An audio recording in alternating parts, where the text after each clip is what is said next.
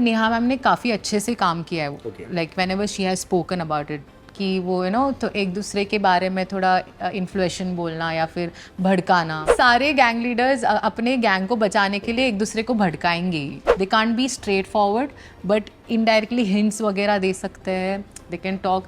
I think they are taking their own screen time also. कई सारे fans का, जो रोडीज फैंस का यहाँ पे ये कहना है कि यार कि गैंग लीडर्स का यहाँ पे एक अपना खुद का रोडीज चल रहा है, इनका ध्यान नहीं है यहाँ पे कंटेस्टेंट के ऊपर कि वो सिर्फ खुद को शाइन करवाना चाहते हैं, ना कि कंटेस्टेंट को। इस बात में कितनी सच्चाई मानते हैं? ये कौन कह रहा है? ये ऑडियंस कह रही है। लोगों का ऐसा मानना है यार कि प्रिंस और एल्विश का एक आपस में झगड़ा चल रहा है।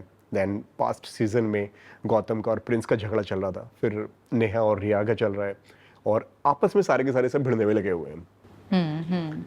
शाइन करने आया कोई और, कंटेस्टेंट है कोई और। इवन शो के अंदर में बोला गया है कि यार कि प्रिंस अभी तक कंटेस्टेंट ही है। एल्विश ने बोला था ये उनको रोस्ट करते हुए कि यहाँ पे जजेस मैं सिर्फ 3 ही देख रहा हूँ क्योंकि ये तो अभी तक कंटेस्टेंट एंटरटेनमेंट आज के time, right.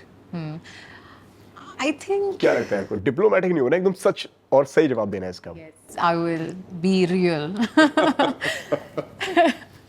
So I think about this topic, I would say each and every gang leader is also working.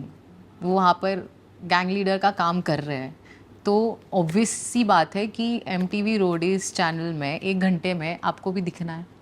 आप एज ए गैंग लीडर अगर आप पॉइंट ऑफ व्यू नहीं दोगे तो किस चीज़ के गैंग लीडर?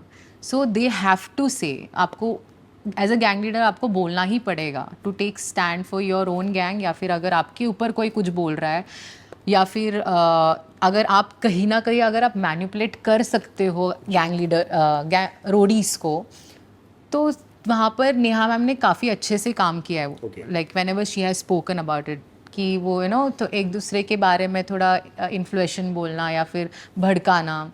तो ये सब चीज़ें होती है। सो नेहा सबसे ज़्यादा भड़काती है वहाँ पे। आई थिंक सारे गैंग लीडर्स अपने गैंग को बचाने के लिए एक दूसरे को भड़काएंगे ही।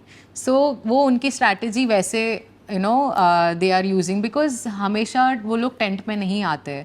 वोट आउट के पहले कभी कभी टेंट में आते हैं। नेहा मैम तो काफ़ी टाइम बाद आए थे हमारे टेंट में to talk what's happening and all.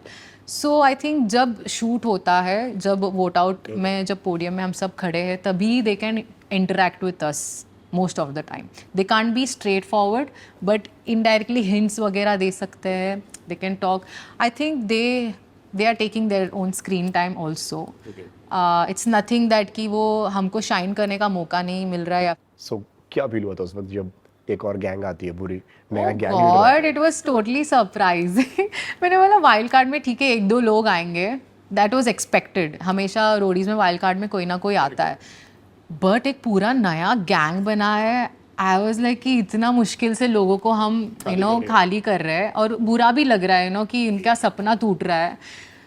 But और एक गैंग आ गया एंड उनसे भी काफ़ी अलग स्ट्रैटेजी यूज़ करनी पड़ेगी या फिर बॉन्डिंग, प्रायोरिटीज़, ये जो चीज़ें हो रही है अंदर ही अंदर। It was very like draining. और एक गैंग आ जाता है तो इट्स पूरा ब्लास्ट ही हो गया।